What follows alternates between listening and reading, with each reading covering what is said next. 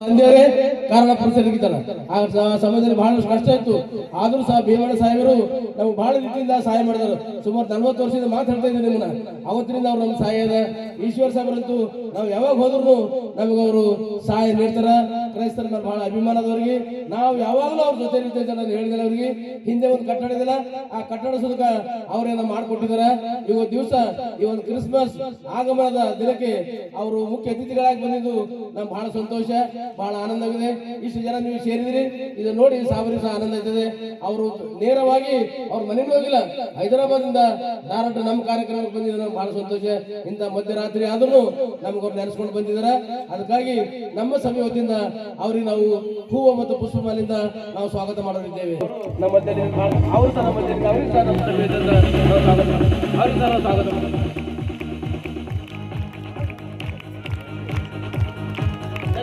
ತಾವೆಲ್ಲರೂ ಇವತ್ತು ಪ್ರತಿ ವರ್ಷದಂತೆ ಈ ವರ್ಷವೂ ಸಹಿತ ಕ್ರಿಸ್ಮಸ್ ಹಬ್ಬವನ್ನು ಬಹಳ ಅತ್ಯಂತ ಸಡಗರ ಸಂಭ್ರಮದಿಂದ ಆಚರಣೆ ಮಾಡ್ತಾ ಇದ್ದೀರಿ. ಮತ್ತೆ ಬಾಲ್ಕಿಯಲ್ಲಿ ಸೇಂಟ್ ಪಾಲ್ ಮೆಥೋಡಿಸ್ಟ್ ಚರ್ಚ್ ಇವತ್ತೇನು ಬಹಳ ದಿವ್ಯವಾಗಿ ಭವ್ಯವಾಗಿ ಕಾಣಿಸ್ತಾ ಇದೆ. ಈ ಬೆಳಕು ನೋಡಿದ್ರೆ ಈ ಕಾಂಪೌಂಡ್ ಇರ್ಬೋದು, ಚರ್ಚ್ ಇರ್ಬೋದು, ಬಹಳಷ್ಟು ಅಭಿವೃದ್ಧಿ ಆಗಿದೆ. ಇದಕ್ಕೆ ಇಲ್ಲಿರುವಂತ ಎಲ್ಲಾ ಮುಖಂಡರು ಜೋಸೆಫ್ ಸೇರಿ ಪ್ರತಿಯೊಬ್ಬರು ಬಹಳಷ್ಟು ಶ್ರಮ ಮಾಡಿದ್ದೀರಿ, ಬಹಳಷ್ಟು ಪ್ರಯತ್ನ ಮಾಡಿದ್ದೀರಿ ಮತ್ತು ಈ ಚರ್ಚ್ ನ ಪಾವಿತ್ರ್ಯವನ್ನು ಕಾಪಾಡಿಕೊಂಡು ಹೋಗ್ತಾ ಇದ್ದೀರಿ. ಲೋಕ ಕಲ್ಯಾಣಕ್ಕಾಗಿ, ಜನ ಕಲ್ಯಾಣಕ್ಕಾಗಿ ಎಲ್ಲರಿಗೂ ಒಳ್ಳೇದಾಗಲಿ ಅನ್ನುವಂತ ಒಂದು ರೀತಿಯಲ್ಲಿ ಇವತ್ತು ಪ್ರಾರ್ಥನೆ ಮಾಡ್ತಾ ಇದ್ದೀರಿ. ಹೀಗಾಗಿ ನಿಮ್ಮೆಲ್ಲರಿಗೆ ನನ್ನ ಪರವಾಗಿ ಅಭಿನಂದನೆ ಮತ್ತು ಶುಭಾಶಯಗಳನ್ನು ಕೋರ್ತಾ ಇದ್ದೇನೆ. ಇವತ್ತೇನು ನಾವು ಪ್ರತಿ ವರ್ಷ ಡಿಸೆಂಬರ್ 25ರಂದು ಯೇಸು ಕ್ರೈಸ್ತನವರ ಹುಟ್ಟುಹಬ್ಬದ ಆಚರಣೆ ಮಾಡ್ತೀವಿ. ಅವರು ದೇವರ ಪ್ರತಿನಿಧಿಯಾಗಿ ಬಂದು ಇವತ್ತೇನು ಈ ಒಂದು ಸಮುದಾಯಕ್ಕೆ, ಈ ಒಂದು ಜಗತ್ತಿಗೆ ಏನೊಂದು ಕೊಡುಗೆ ಕೊಟ್ಟಿದ್ದಾರೆ ಇವತ್ತು ಅದೆಲ್ಲ ನೀವೆಲ್ಲ ನೋಡಿದ್ದೇವೆ.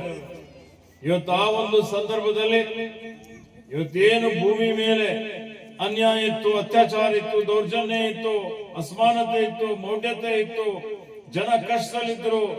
ಇವತ್ತು ಜನರಿಗೆ ಯಾರು ಕೇಳೋರಿದ್ದಿಲ್ಲ, ಕಣ್ಣೀರು ಒಡಿಸೋರಿದ್ದಿಲ್ಲ. ಅಂತ ಒಂದು ಪರಿಸ್ಥಿತಿಯಲ್ಲಿ ಯೇಸು ಕ್ರೈಸ್ತರವರು ಇವತ್ತು ದೇವರ ಪ್ರತಿನಿಧಿಯಾಗಿ ಭೂಮಿ ಮೇಲೆ ಬಂದು ಜನ್ಮ ತಾಳಿ ಇವತ್ತೇ ಸಮಾಜದಲ್ಲಿ ಎಲ್ಲ ಅನಿಷ್ಟಗಳನ್ನು ನಿವಾರಣೆ ಮಾಡಿ ಇವತ್ತು ನಂಬಿ ಬಂದಂತಹ ಭಕ್ತರ ಉದ್ಧಾರ ಮಾಡುವಂತ ಕೆಲಸವನ್ನು ಮಾಡಿ ಬೈಬಲ್ನ ಮುಖಾಂತರ ಇವತ್ತೇನು ದೇವರ ವಾಣಿ ಅನ್ನುವಂತ ರೀತಿಯಲ್ಲಿ ನಾವು ಬದುಕಿನಲ್ಲಿ ಯಾವ ರೀತಿಯಲ್ಲಿ ಬದುಕಬೇಕು ಅನ್ನುವಂತ ಒಂದು ಮಾತನ್ನು ಹೇಳಿ ಇವತ್ತು ಇಡೀ ಜನರಿಗೆ ಎಲ್ಲರಿಗೂ ಇವತ್ತೇನು ಅವರು ಸೇವೆ, ಪ್ರೀತಿ, ವಿಶ್ವಾಸ, ತ್ಯಾಗ, ಕ್ಷಮಾದಾನ ಇವೆಲ್ಲ ಯೇಸು ಕ್ರೈಸ್ತವರ ಆದರ್ಶಗಳು.